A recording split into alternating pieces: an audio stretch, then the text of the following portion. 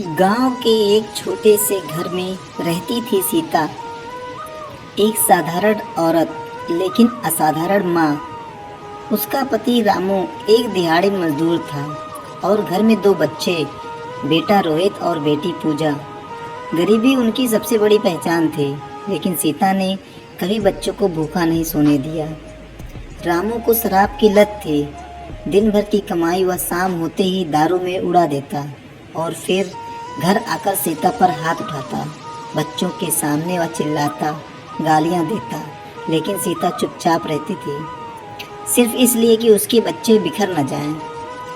सीता खुद दूसरों के झाड़ू पोछा घरों में करती थी। कई बार शरीर थक कर जवाब दे देता, लेकिन वो नहीं रुकती। पूजा की स्कूल की फीस, रोहित के जूते, बुखार की दवा, सब कुछ उसकी मेहनत से ही चलता था। जब पूजा ने पहली बार क्लास में पहला स्थान पाया, सीता की आंखें भर आई। उसने बेटी को गले लगाते हुए कहा, तू बहुत दूर जाएगी बेटा, मैं तुझे इस नरक से बाहर निकालूंगी। एक दिन हादसा हो गया।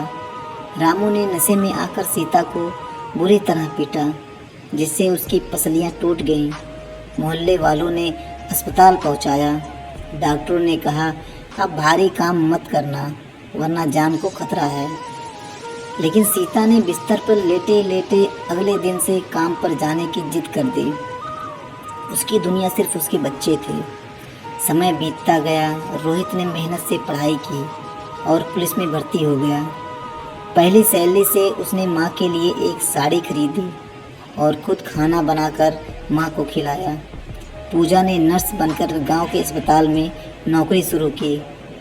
अब सीता के घर में आराम था, लेकिन उसकी आंखों में नींद नहीं। उसने इतने वर्षों तक दर्द सहा था कि अब चैन भी उसे बेचैन करता था। एक दिन पूजा ने माँ से पूछा, माँ तूने कभी कुछ क्यों नहीं कहा, क्यों सहती रही? सीता ने मुस्कुराकर कहा, बेटा अगर मैं टूट जाती तो तुम दोनों कैसे संभलते? मैंने खुद को मिटाया ताकि तुम दोनों चमक सको। माँ की यही कहानी होती है, बिना बोले भी सब सह जाना। माँ सिर्फ एक रिश्ता नहीं, एक संपूर्ण त्याग है। सीता जैसी माँ हर गली हर गांव में मिल जाएगी, जो उसने आंसुओं को छिपाकर अपने बच्चों के लिए मुस्कान ओढ़ लेती है।